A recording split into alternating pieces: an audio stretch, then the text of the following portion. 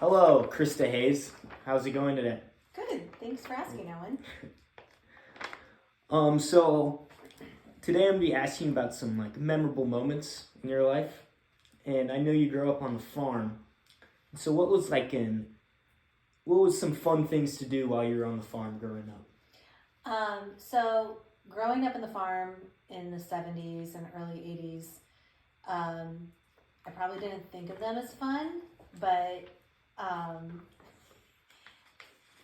I think having the opportunity to be adventurous and have basically an entire farm and the land as your playground was great. I get to ride my bike down lots of country roads. I get to make mud pies in the middle of a cornfield, picnics under huge trees, climbing lots of farm equipment and into the hay mounds. It was very much an adventure. Cool. What are some of the crazy things that happened on the farm growing up? Oh, so many.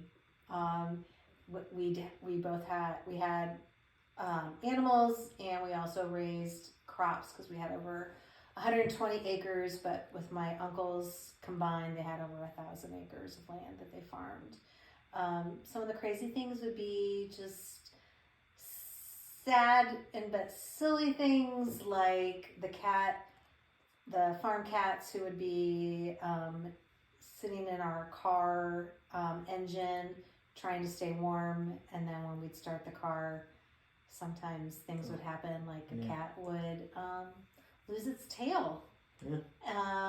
We also had an above ground pool, and one time we had a cat drown in our so lots of crazy little things. Unfortunately, a lot of them had to do with just life and Mother Nature in general. Cool. What was one of the most influential things that happened on the farm? I don't know if it would be influential, but it would probably be most impactful. Would that? Yeah. That would work? Mm-hmm. Okay. So growing up, my dad owned one farm, and both of my uncles, his two brothers, owned two neighboring farms. And so the three of them together farmed all the land, shared all the equipment. And again, because I mentioned they owned over 1,000 acres of land, or farmed over 1,000 acres of land, they needed additional assistance. So we had a few farm hands. One of the farm hands was an older gentleman named Lawrence, and he had been retired and basically just helped out where needed. And when I was probably 5 or 6 years old, Lawrence was working on my uncle's farm, and he always wore, would you know what coveralls are? Mm-hmm.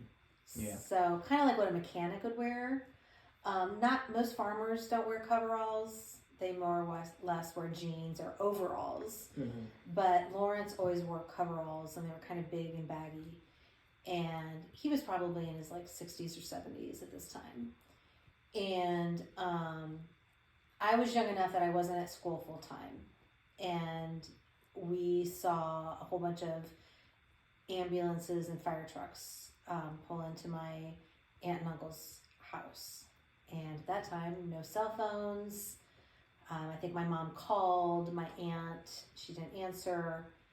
And we ended up jumping in the car and running over to their farm, and found out that Lawrence, who again was wearing coveralls that were very baggy, and I think they were very shredded. You never wanted to wear anything nice on the farm.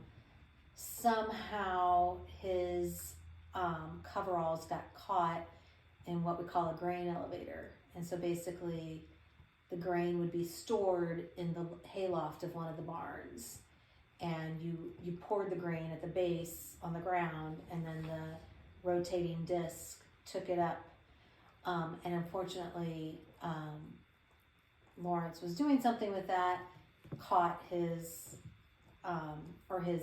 the sleeve of his coveralls got caught and drug him to the top and unfortunately killed him.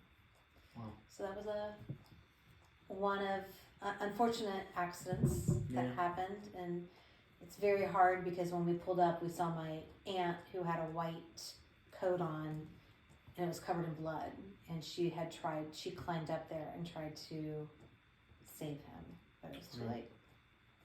So unfortunately, farming is a very dangerous profession, and I don't think people realize that. Yeah. And I feel very fortunate that is, my dad and my brother, who are both farmers, were able to, or were impacted that way. Yeah. Very cool. Thank you. You're welcome. Thanks for asking. No problem.